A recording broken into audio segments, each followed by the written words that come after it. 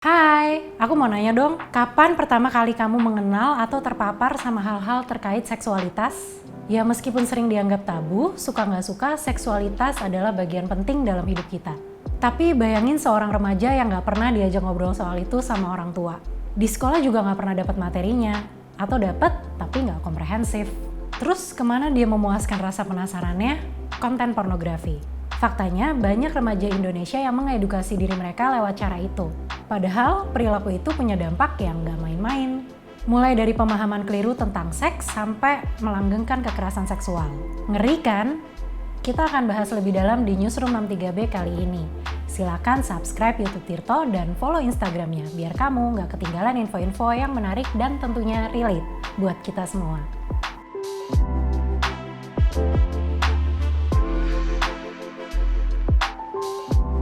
Sebelum kemana-mana, kita bahas dulu pendidikan seksual itu apa sih? Yang jelas bukan obrolan tentang FWB doang ya. Pendidikan seksual atau sex education adalah proses pembelajaran tentang dunia seksualitas secara umum. Ya tentang sistem reproduksi manusia, perbedaan jenis kelamin antara laki-laki dan perempuan, spektrum gender, sampai soal aktivitas seksual. Lingkupnya luas, topiknya macam-macam. Yang dipelajari bisa beda-beda, tergantung usia dan kebutuhan. Contoh, untuk anak-anak, materinya yang basic kayak anatomi tubuh, sama pengetahuan tentang bagian tubuh yang boleh dan tidak boleh dipegang sama orang lain. Kalau usia remaja adalah saat yang tepat buat membahas soal pubertas, mulai dari perubahan secara fisik sampai efek-efeknya.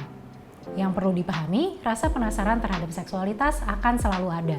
Jadi idealnya setiap anak punya mentor untuk bisa memahaminya dengan baik. Entah itu orang tua, kakak, saudara, atau guru di sekolah.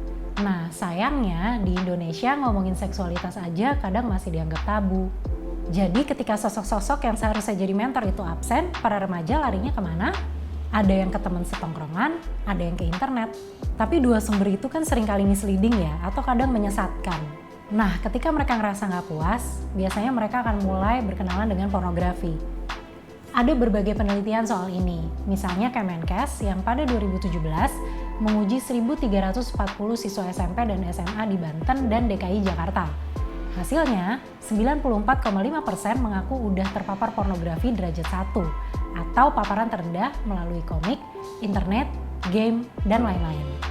Kemudian ada Magdalene yang pernah bikin survei daring pada bulan November 2021.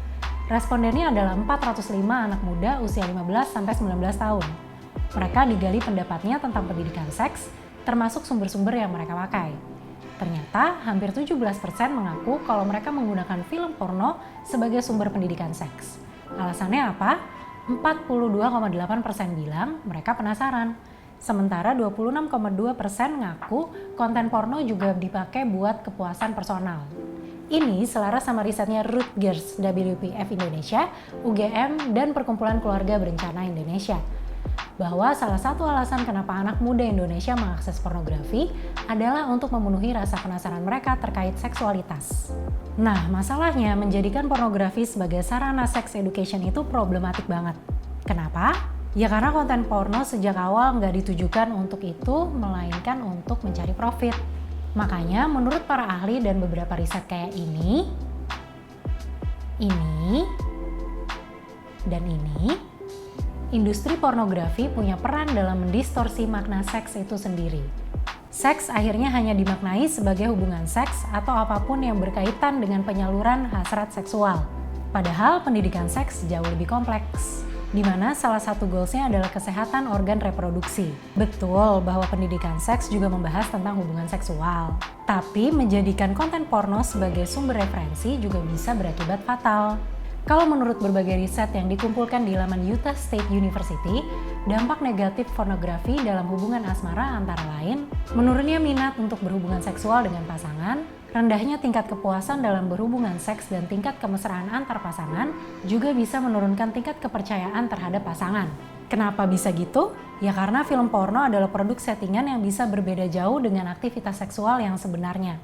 Kalau ini nggak dipahami, apa yang ada di film porno bisa mempengaruhi bayangan orang soal bentuk tubuh dan hubungan seks yang ideal. Hobi nonton film porno juga bikin kecanduan. Menurut riset ini, candu pornografi bikin remaja kena gangguan tidur sampai kesulitan menjalin hubungan interpersonal dengan orang lain.